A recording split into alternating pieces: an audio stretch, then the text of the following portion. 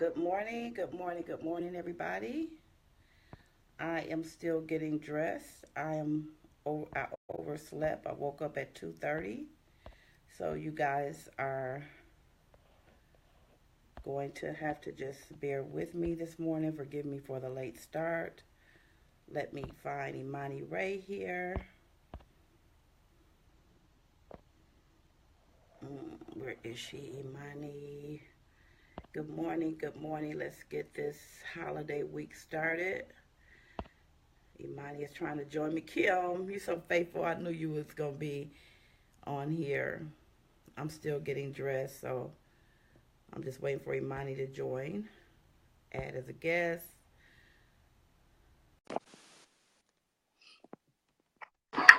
We got an important conversation here. Look at Mother Ride or Die this morning. She always got my back. She sent me multiple text messages. Well, I have insomnia, little girl, so I woke up at 2:30, and then I fell back to sleep. So we are going to be doing this. But Imani, this is the way that we usually do it. This is real. You know, this is this is our true mother-daughter experience. The only thing different is that this time I'm not going to gross y'all out by doing it half dressed. At least I got some clothes on. All right, little girl, let's invite some people. I'm inviting. So we can get this. You're inviting? Yeah. I need a little more music. You can't hear it? Yeah. Oh, yeah, you're doing good, girl. I need that music this morning. Because how am I going to survive before my coffee? I'm just trying to pull up our questions. Good morning, everybody.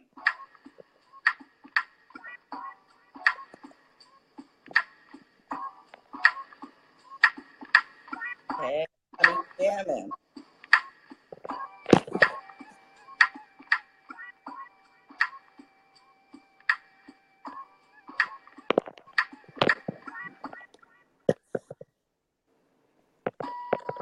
Man, I need one more for the weekend.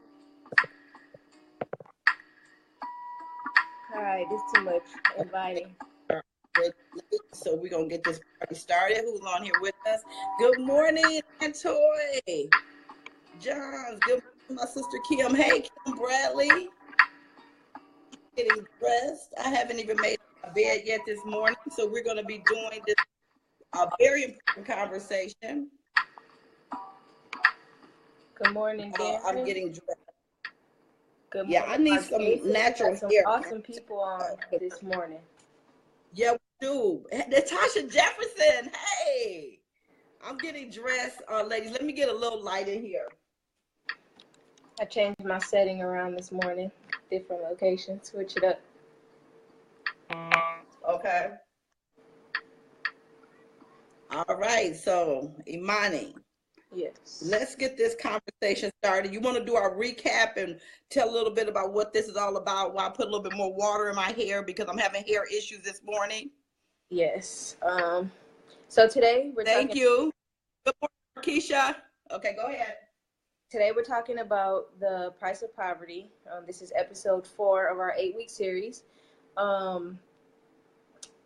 And well, my name is Imani. For anybody who's new joining the Facebook Live that hasn't joined before, Carmen Ray is my mom, and we do these mother-daughter chats every Monday morning at 7 a.m., 6 o'clock my mom's time, just to kind of cover some important topics.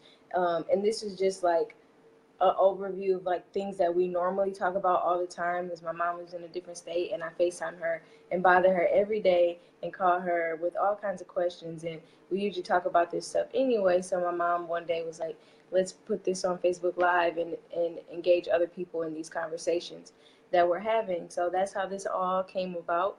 In the first couple calls, we talked about branding.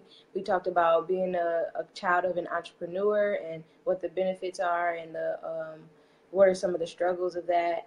What else did we talk about, Mom? Help us out. We talked about what else we talked about. Well, I know. Yeah, Kim. What else did we talk about? You know, your Amy have an excellent memory. Yeah. And we talked about My memory balance. We talked didn't about hang balance. up. We talked about What balance was it? last time, I think. Balance. Yeah. Yes. Being well balanced. Yes, we had. Yeah, we had a great conversation about that. That one was really good. Yeah. So, you ready? Yeah. With this one, Mom? Oh, I have the list right here in front of me. I need to follow my notes. It literally says recap episodes 1 through 3, and it was our brand, being born into the life of an entrepreneur, being well balanced, and then today is the price of poverty. So, our first question is really basic, and neither one of us are fully educated on everything about poverty at all. The point of this is just to have a conversation around poverty and the effects that it has had on our lives and the people around us. So it's not us coming in with plenty knowledge around poverty at all. It's going to be a conversation where we want to engage you all, and I want you all to kind of, if you know some stuff, let us know. If you have some questions that we may know, let us know. If we don't know, we'll try to find out. But we want to start off by asking, what is poverty? That's the basic level question to ask when we're having this conversation, because some people may not know what it is. But when we're talking about things, it's important to define what things are before going into a large conversation about it. So poverty is defined as the state of being extremely poor. It's really straight to the point. That was a dictionary definition that I saw online. It's the state of being extremely poor. So, wow. So that means that leaves it up for discussion, because what could be extremely poor to one person may not at all be extremely poor to another person. Exactly. You know, I think about celebrities and stars and stuff, people who have a high level of income, and then if they fall off a little, then people start saying they're broke. That's not really broke, because they still have resources, they still have a roof over their head, they still may have 2 cars instead of 10 cars, but it just depends on your definition. So since Webster gave us such a generic definition, why don't we just come up with our own? So let me ask you, when do you feel impoverished? When do you feel like you just don't financially have what it needs to make it, you know? Yeah, I think poverty is being in a situation where your basic needs aren't being met. So anytime you're in a situation where you don't have the things that you need to survive. And also, guys, feel free to share in the comments, what is your definition of poverty? The dictionary definition gave us the state of being extremely poor, and we're coming up with our own definitions. For me, I think it's being in a situation where your basic needs aren't being met. Okay. And I think also want to go a little bit beyond that. I think it's more than just your basic needs not being met, because you can have your basic needs, but there's still some things that around your basic needs that you don't have an opportunity to experience, and then that kind of keeps you stagnant in that poverty mindset, which we'll talk more about the poverty mindset as we go along. But I think surface level, it's not having your basic needs met. Let me respond to Kim's question. Kim said, does that mean that it could be that poverty can include things outside of finances? I love that. Because, Mom, when you said that, when rich people fall off a little bit, they still have resources. To me, when I say your basic needs aren't being met, you cannot have any money in the world, but you got enough resources to take care of your basic needs. You got enough people, and Milwaukee is so resource rich. We do have a shelters and opportunity for people in need, but yes, of course we can't fit everybody in those shelters, and hopefully one day we'll get to a point where we can meet the needs of as many people in our city as possible. But I feel like when you have resources that can supplement that income that you don't have, for instance, you may not have a lot of money or a lot of income, but if you have a car, that's a resource that a lot of people don't have. So you see what I'm saying?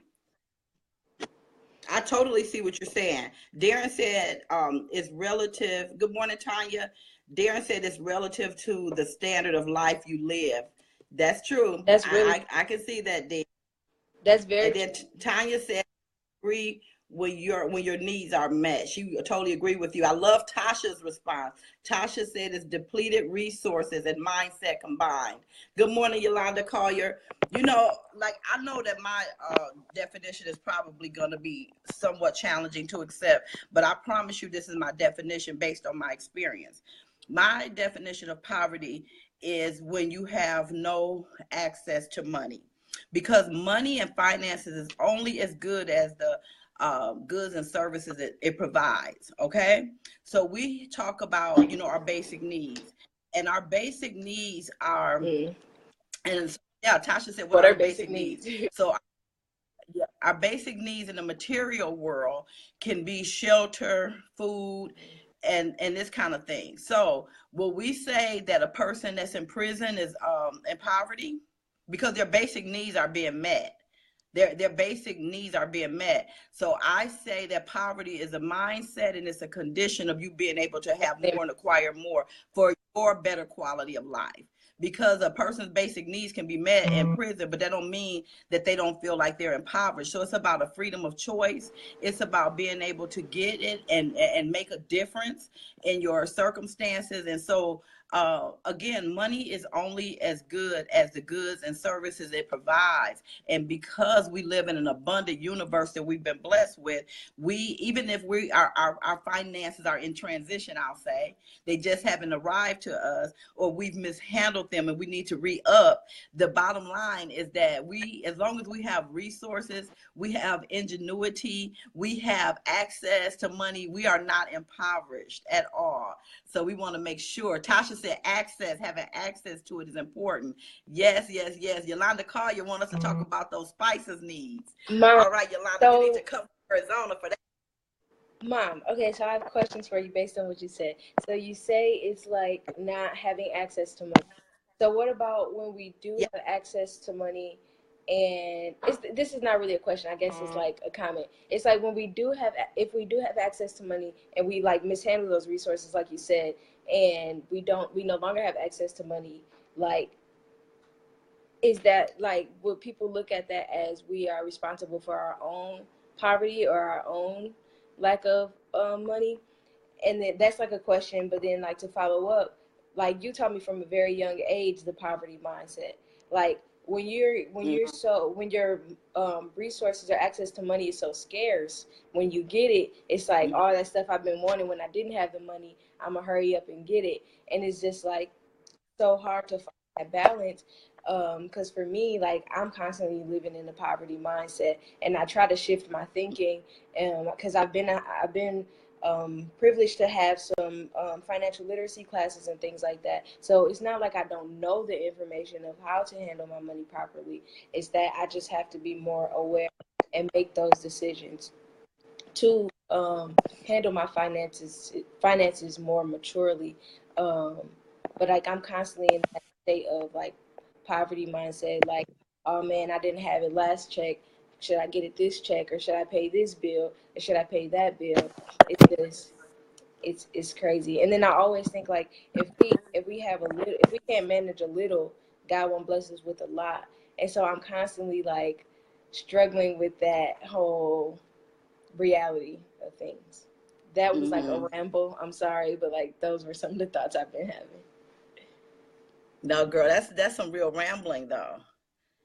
That is some. What did Yolanda say? I want to respond to what you said, Imani. Mhm. Don't threaten me with a good time. Yes. Okay, so Tiffany Ann said, yes, I was no longer living in poverty financially, but I was living in a poverty mindset. Tiffany, well, you about to make me late for work, girl, because this is my conversation. Because listen here, I just I just know the mindset. I have seen people with a very, very, why I'm only on 20% and I just got on here.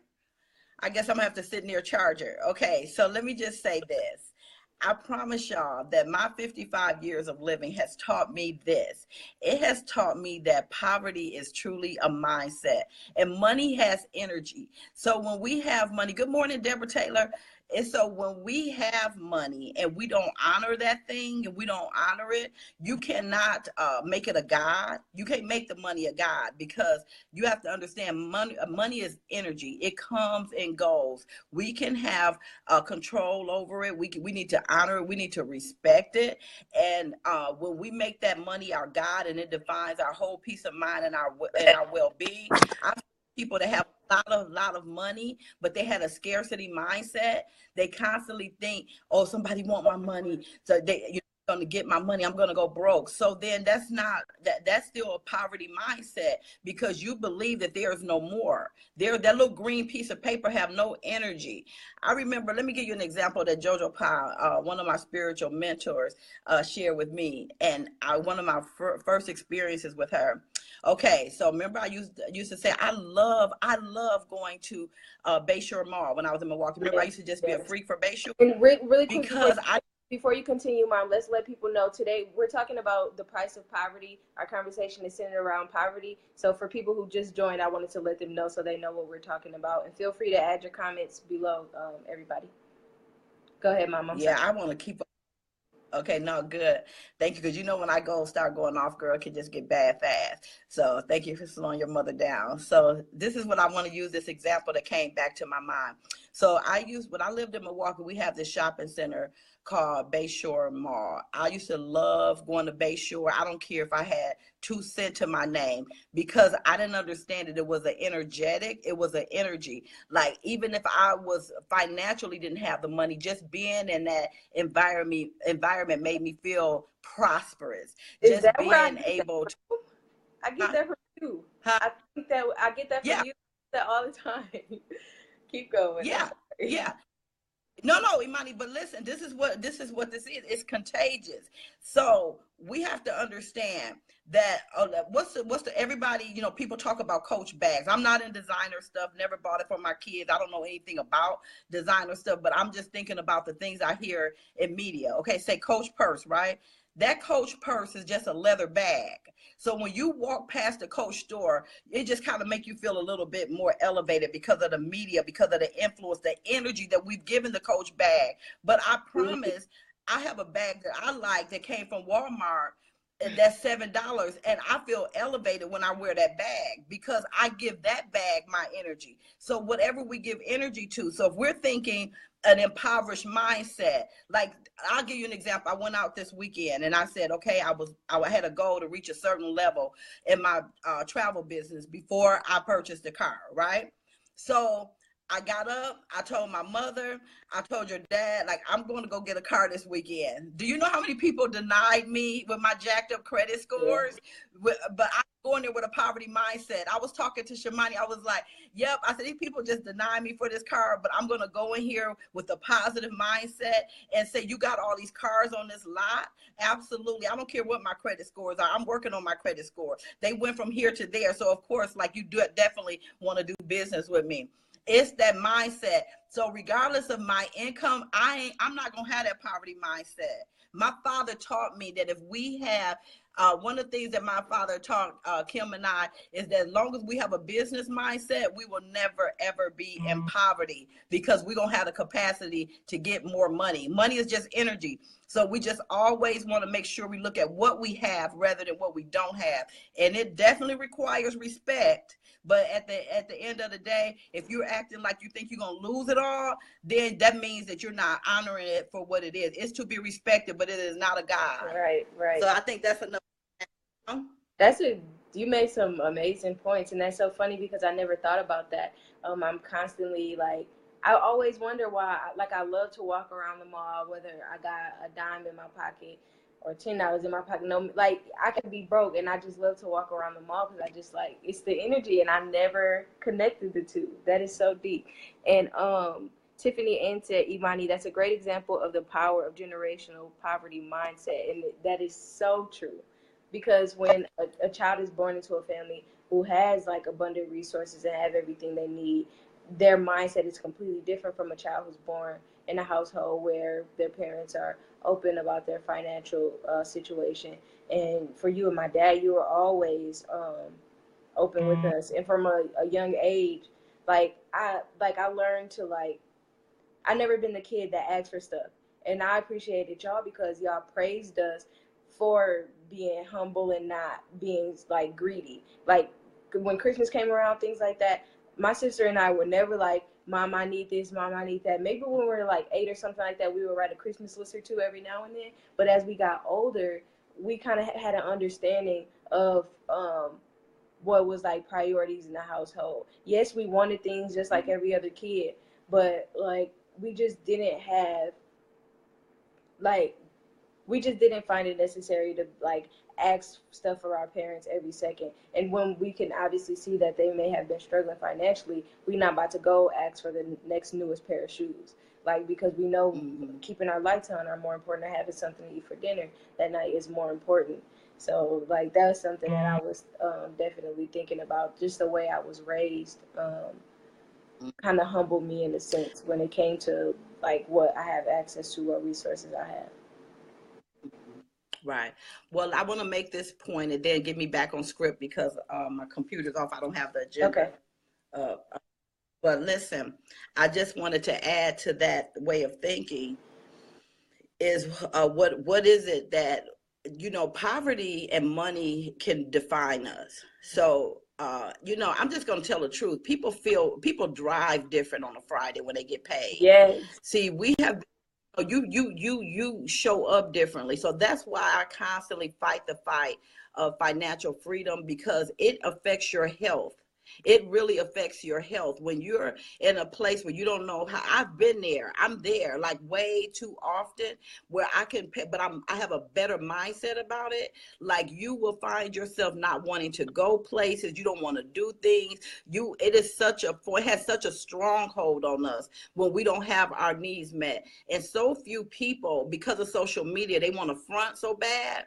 They want to make sure, like they want to go out for dinner. They want to show you their place of food. But if you go home and look at their refrigerator, they have no food at home. And so that's the kind of conditioning that social media has created. So like, I'm so not impressed with somebody showing me material things because you don't even have your basic needs met. In my opinion, the things that I value, the things that you value may be very different.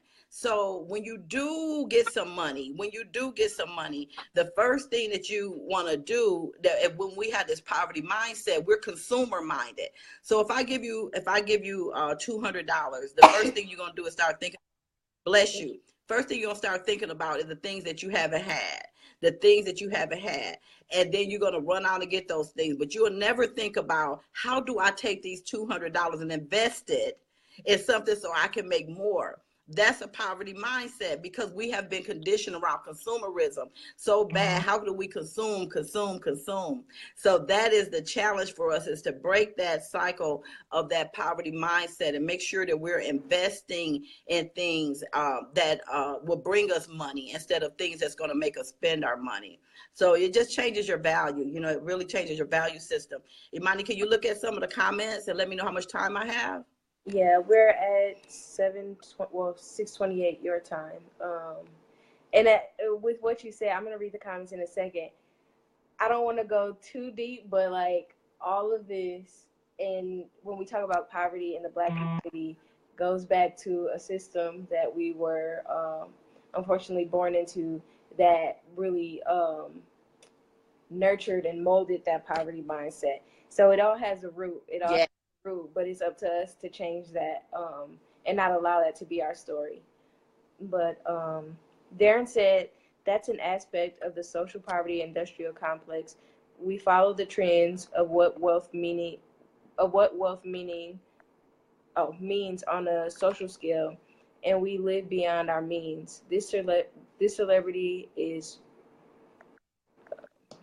bought this $1,000 shirt.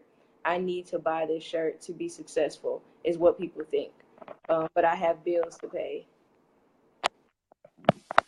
That's a really good point. Darren, that's such a good point. You're young to be that smart. We dropping knowledge under the comments. Miss Diana said we need to find the value in authentic living. Yes. Less is more. Miss Tasha said, refining our awareness of money then mobilize our revenue and continue the connection with others who also recycle responsibly. I like that. A Yes, we got wealthy place is colors. always life in abundance, not riches. We got Yes, who said those that? people in the comments. Yes, we about to bring somebody else on this show. We gonna have to. So, Mom, what Yes. are you thinking about? How do we begin to shift that poverty mindset? What does that look like? Like, even on a daily basis, what are some Well, little things that we can do? Because we can always talk about this stuff, but what are some daily things that we can do to kind of start to shift that mindset of like poverty? well, one of the things that I'm doing, I just can speak for me. Uh, Oh, Shantina checking in. Okay, so one of the things that I'm doing is making sure that I work on my mindset. I'm continuously working on my mindset. And I have been, so finances has really caused quite a horror in my life because I've been the most financially irresponsible person, the most financially irresponsible person that I know. And a lot of that comes from my ability to be able to get money. So I'm involved with a project and it's called Planet Marketing with a millionaire. You got to surround yourself. He is a millionaire. He understands a millionaire mindset. And one of the things that I'm really taking to heart, not that it's revolutionary, not that I haven't heard it, it just means something different to me at the age of 55. When you get a certain age, you start looking at legacy and what you want to leave for your kids. As a younger woman, I wanted a house so that I could have a place to raise my kids. At 55, I need to buy a house so I can create a wealth vehicle to leave my kids. It's 55, important for me Mom? that. When What you did say, little girl? when did you get 55? I've still been telling people you're 45. Girl, I've told you I'm getting old. I told you. I, I might try to hang with y'all, but your mother getting old, girl. But listen, so my point is that our mindset changes. So one of the things that I'm working on is immersing myself around people that have millionaire mindsets. Even though that's not my desire right now to do anything to be a millionaire, but I feel like I'm very capable of earning $100,000 a year on my own without working for anyone. I feel very confident that I am part of a project that will give me the money to be able to do the things I enjoy. Like, I want to be able to earn the money. We know we got to earn it, right? Most of us know how to earn it, but then we know we need to save it, not spend it all, and then we need to be able to invest it. And because money has caused such chaos and horror and embarrassment and degradation in my life, I avoid it. So I'm part of a group with a realtor here and with the mastermind, the Be Well Mastermind, that is being led by Stacy Rosenberg and Valerie Whitman. And it's called the 800 Club, where we are working on trying to build our credit scores up to 800. So my first step was pull the doggone credit report and learn how to read it. So it's those small incremental steps, nothing big. Hey, Tanya, nothing big. We just have to be ready to start having a conversation because we don't want to live out of fear. And money will have you where you can't answer your phone. You be shamed because you owe people. It is just not a quality of life. So you mindset about this thing. So that's what I'm really working on because I believe I serve an abundant God and I can have anything that I want to have, but we have to be ready to have that thing. What's our mindset around it? Okay, Monty, you go. Okay, I'm gonna read some of these comments. We might as well go to wrap this up. We might as well go into question and answer after I read these comments. Miss Tiffany said, y'all need to do this in a TV/radio show format that you get paid from so we can have longer time with you instead of going to work. I wish this conversation could last another hour. LOL. Tiffany, tell somebody that. Somebody call Oprah and tell her to get us on Super Soul Sunday. Shantina, so I can put those headsets down. Thank you, Tiffany, for that. Tiffany, you're Miss Shantina said, I am done with my IMV and made it on. Just checking in. Thank you so much for joining us. My Amy said, incorporate the spices. We got a lot of requests for the spices, Mom. We might have to do that soon. Yeah, we're going to said, I believe church is also one of those poverty mindsets in regards to be paying tithes when you know we energies is due. SMH, blacks have this really Who bad. said that? Take care of your home first. Shanetta Who Hamilton. said that? Well, can I speak to that? Yeah. I I believe in a 10% rule. I don't know where I'm gonna put the 10%, but I believe in a 10% rule. So this again may go against the grain, but I have had periods in my life where I was very disciplined and donating 10%. It may not always went in a church house, but I made sure I gave to somebody because I feel like this. None of this stuff is ours. None of it is ours. And if God blesses us with 100% of a thing, I don't have no problem giving 10%. And I believe in that 10% rule. And it may not, again, be all in a church house, but we know people in need. So we can donate to a cause. We can just be generous. So if God bless me with 1,000, I just don't have no problem giving up 10%. I'm not going to just throw it away aimlessly, but I don't have a certain church home, but the church homes that I did belong to, they were very, very worthy of 10%. So Shanetta, that's just my opinion on that. Go right ahead, Imani, finish. You always call me Shamani. I'm not even in Arizona Well, you anymore. know, You'll get called Shamani. Okay, can we get some questions and some thoughts and comments in the let's get some more stuff going in the comments. Tiffany said, continually be aware of your blessings. The more you count your blessings, the more you realize what you actually have. Amen. Because it could be so much worse. It could be so much worse. And that's so important. And that's crazy because during my study session yesterday, our focus was recognizing the good stuff. And we had a worksheet that was called 10 minutes to recognize the good stuff. We talked about who are some people we can count on, what are some places we enjoy going, and just taking that moment to really appreciate what's going good. And a part of that poverty mindset is being stuck in the negative and constantly thinking about what you don't have. But it's so, so important to recognize your blessings. Yes, Imani. Hi, Enrique. Imani, can you talk? Can you ask if people would join us if we come on Thursday and do a longer session about poverty for Thanksgiving? No, if we could come on and talk about the spices on Thanksgiving. Oh yeah, that's perfect. We should definitely do that. What do y'all think about us talking about the spices on Thanksgiving this Thursday? Mom, do you want to kind of do an explanation of what the spices are for people who don't even know what we're talking about? Okay, we're talking about financial needs right now, but Imani and I just had an impromptu thought because I'm creative like that.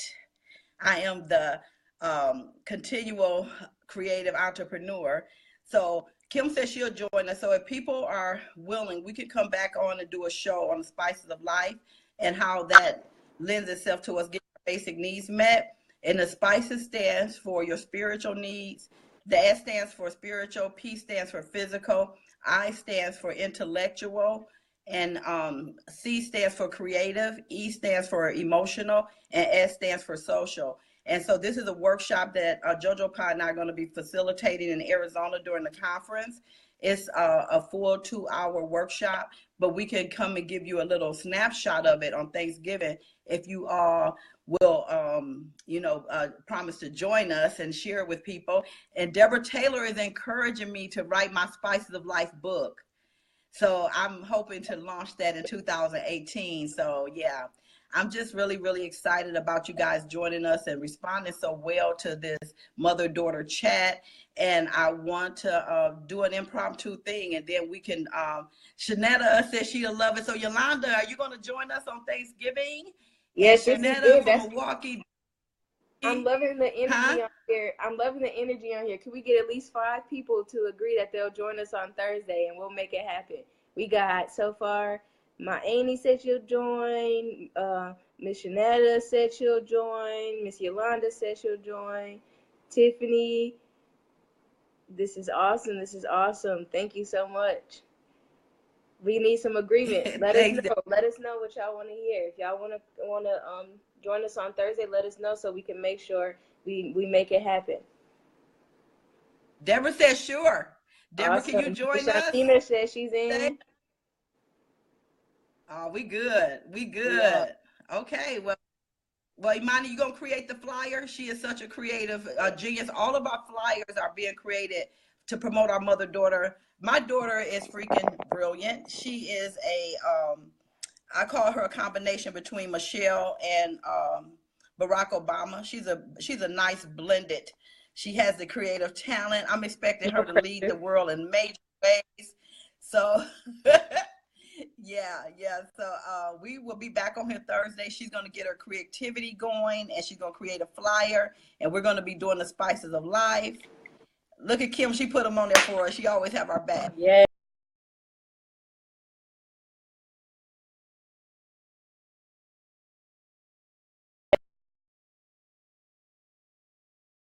Get me off my job. I need people to come to the conference. I need people to support my business. I need you guys to support my business. I am ready to do this full time, along with a few other things. I am ready to help Imani to launch her business even further. This is where the bed come Can I in. do can I All do right. a quick like update for people who was on the first call? And I talked to y'all about my Yeah. brand, and I talked to y'all about my study groups. Can I talk to y'all about my study group yesterday? I just need to tell y'all how Yes. extremely grateful I am for all of y'all encouragement and support, and the success that has the success of the study group thus far. Like, it has been amazing. Like, y'all don't even know, I don't even know where to start to begin to tell y'all about these study groups. So I talked about in the first call that I do these study groups where I invite people from the community, from the school, to come in and experience a mini workshop, and then they'll have time to do homework. And like I told my mom, I'm like, I need to do a new flyer, because literally all my flyer says is study session and where it's located, because I don't know how to explain it. And she was like, some things are meant to be experienced and not explained. And I'm like, you are so right, because I don't know what else to tell these people. They just have to come in order to understand. But so I've been getting the word out there. And the first session, I had 2 participants. Yesterday, I had like 9 or 10 participants.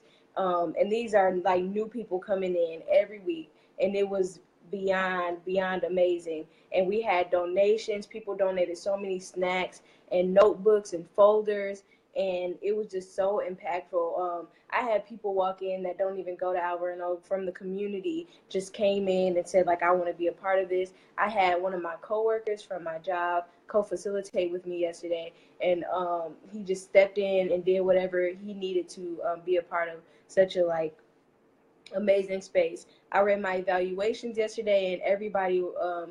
I've been doing evaluations for workshops that I've done for like 5 years now. I've never received all fives on evaluations, and I received all fives on all of my evaluations, and I was just like, okay, I'm doing something right here, because I promise you, every Sunday that I'm getting ready for these study sessions, I'm like, nobody's gonna come, nobody's gonna participate in these study sessions.